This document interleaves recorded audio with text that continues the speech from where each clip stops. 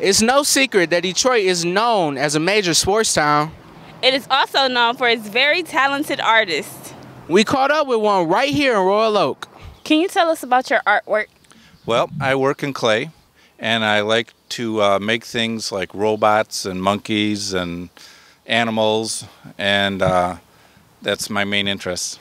What is it that you're making now currently? Right now I'm making a plate. It's a sgraffito plate, and it's a monkey. It's going to be monkey versus robot. I have a finished version of it in my studio. Would you please tell us what inspired you? What inspires me? I just like to make fun things, and for me, robots and monkeys and stuff like that, those are fun for me. I just like to make things that bring a smile to someone's face.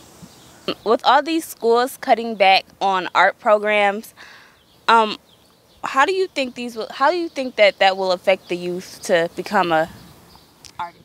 I think if there's a child or a kid or a teen that wants to make art, they can do it.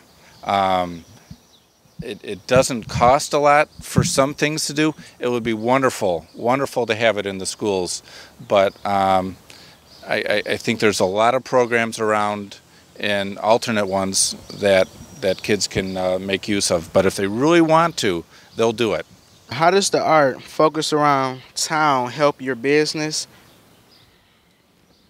Well, for one thing, the Pewabic Pottery has been a great help and beacon to everyone.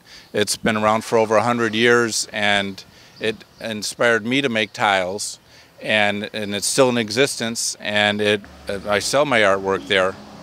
Plus, they legitimize the clay work all throughout the state. Do you have a favorite art show within the metropolitan Detroit? The Ann Arbor Art Fair is. I've been doing it for a number of years, and it's always been a worthwhile show for me. What is it about the Ann Arbor Art Fair that you love so much? Well, I've been either participating or going to the Ann Arbor Art Fair for over 30 years, and I just think it's just has a great feeling where at every corner you can see another wonderful work of art from artists all over the country. You said you've been going for over 30 years. How has the art that you've created and the art that you've seen changed over the years? You know, I don't know that I can speak for other people's. I just like to make something that keeps my interest all the time. And if I just keep making the same thing, it would be boring to me. So if you looked at my booth 10 years ago and you looked at my booth this year, you would see a completely different booth. Do you travel the country with your...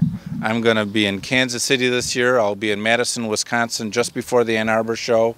I've been to Ohio this year. So I do quite a bit of traveling. So, what is some advice you can give to some aspiring young artists?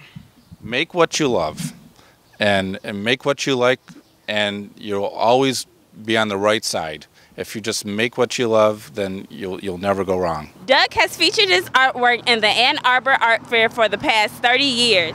That art exhibit is known as one of the most premier art exhibits in the country. I'm Edward McNeil. I'm Mariah Partee for YNN Logan Network, where we bring you the younger side of the news.